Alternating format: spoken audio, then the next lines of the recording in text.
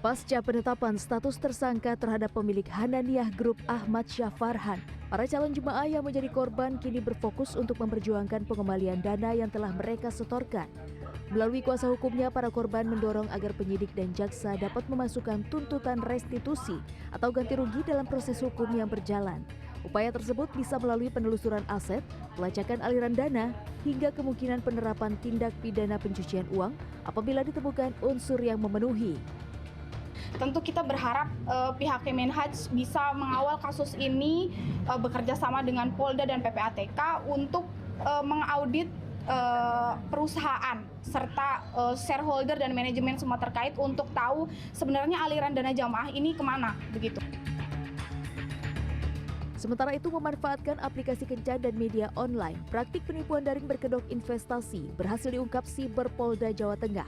Disampaikan pada Senin, Direktur Reserse Siber Polda Jateng menuturkan telah mengamankan 39 tersangka dengan rincian 22 orang WNI dan 11 orang WNA yang berasal dari Nepal dan Myanmar. Dalam praktiknya, penipuan investasi dilakukan secara daring dengan menggabungkan penipuan asmara dan investasi kripto fiktif.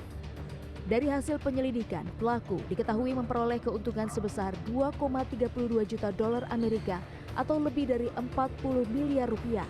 Penipuan ini telah berjalan sejak Juli 2025 hingga Mei 2026 dengan total korban mencapai ribuan. Menemukan bahwa pelaku itu adalah warga Indonesia dan warga negara asing, di mana korbannya adalah warga Amerika. Tentunya kami bekerja sama dan berkolaborasi dengan FBI, ya kan, dan tentunya dengan Barreskrim dan Ubinter untuk mendapatkan keterangan dari para korban. Di lokasi berbeda, unit Reskrim Polsek Jombang, Jawa Timur juga mengungkap tindak penipuan yang dilakukan seorang kontraktor dengan nilai kerugian mencapai 280 juta rupiah. Bermula dari pelaku yang menawarkan keuntungan bagi hasil dari uang yang dipinjam dari korban dan berjanji akan mengembalikan dalam waktu 20 hari. Namun setelahnya korban tak kunjung dapat menghubungi pelaku hingga berujung laporan ke kepolisian. Yang sudah tertransfer kurang lebih 260 juta, ulangi 280 juta beserta keuntungannya akan dikembalikan setelah mendapatkan uang muka proses. Saudara Haryadi mengalami kerugian 280 juta.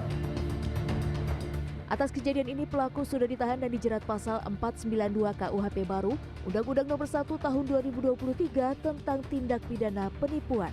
Tim Liputan CNN Indonesia.